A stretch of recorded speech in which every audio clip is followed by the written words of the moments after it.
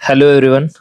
तर बघा जी कामगार विभाग भरती झालेली होती आपली मागच्या वीकमध्ये, तर बघा त्याची फर्स्ट रिस्पॉन्स शीट आलेली आहे. तर बघा ही फर्स्ट रिस्पॉन्स शीट तुम्हाला कशी डाउनलोड करता येईल यावरती आपला हा व्हिडिओ राहणार आहे. तर बघा आता जशी 5 दिवसामध्ये लगेच आपली फर्स्ट रिस्पॉन्स शीट आली, तर यानंतर जर बघितलं आपण तर एका महिन्यानंतर तुमची रिवाइज्ड आन्सर की येईल. बघा लक्षात घ्या, 1 महिना लागत असतो रिवाइज आन्सर कीला. तर जसं बघितलं 1 महिना किंवा 25 दिवस मॅक्स.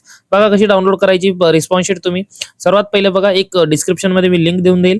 या लिंकवर यायचंय तुम्ही. इथं तुमचा रजिस्ट्रेशन नंबर टाका, इथं तुमचा पासवर्ड टाका आणि हा कॅप्चा जो आहे हा कॅप्चा तुम्हाला इथं ऍड करायचं. बघा हे ऍड केल्यानंतर इथं लॉग इन करा. लगेच तुम्हाला लॉग इन केला जाईल. बट काही सपोज असतील की ज्यांचं लॉग इन आयडी पासवर्ड विसरले असाल, तर इथं तुम्ही काय करता, एक जनरली फॉरगॉट पासवर्ड म्हणून खाली एक ऑप्शन येत असतो, त्या फॉरगॉट पासवर्ड वरती क्लिक करायचा तुम्ही आणि त्यानंतर तुम्हाला तो येईल. बघा त्यानंतर नेक्स्ट पेज ओपन होतो. लॉग इन केल्यानंतर तुम्हाला असा एक येईल तुमचा ऍप्लिकंट डिटेल्स, दुसरा येईल अप्लाय पोस्ट आणि एक इथं लॉग आउट म्हणून ऑप्शन राहतो. बघा तुम्ही अप्लाय पोस्ट वरती क्लिक करायचंय.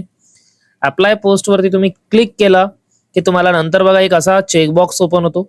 एक असतो जसं ऍप्लिकंट डिटेल्स, दुसरं राहील पेमेंट स्लिप, थर्ड राहतो ऍडमिट कार्ड आणि फोर्थ आहे तुमचा कॅन्डिडेट रिस्पॉन्स. तर बघा तुम्ही काय करायचं, या कॅन्डिडेट रिस्पॉन्स वरती क्लिक करायचंय. कॅन्डिडेट रिस्पॉन्स वरती क्लिक केल्यानंतर बघा अजून एक चेकबॉक्स ओपन होतो तुम्हाला.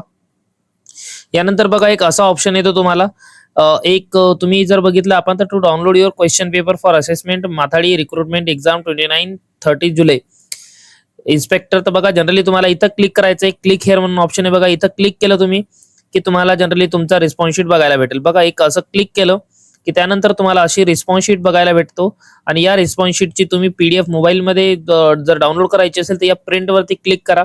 प्रिंट वरती क्लिक केल्यानंतर बघा तो पीडीएफ तुमच्या मोबाईलमध्ये जनरेट होतो आणि तो पीडीएफ मग तुम्ही सेव्ह करू शकता तुमच्या फाईल मॅनेजरला.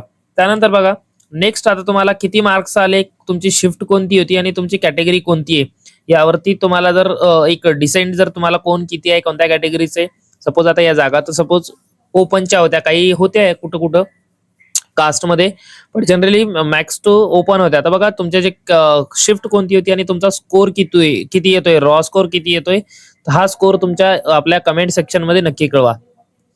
Do like, share and subscribe. Thank you.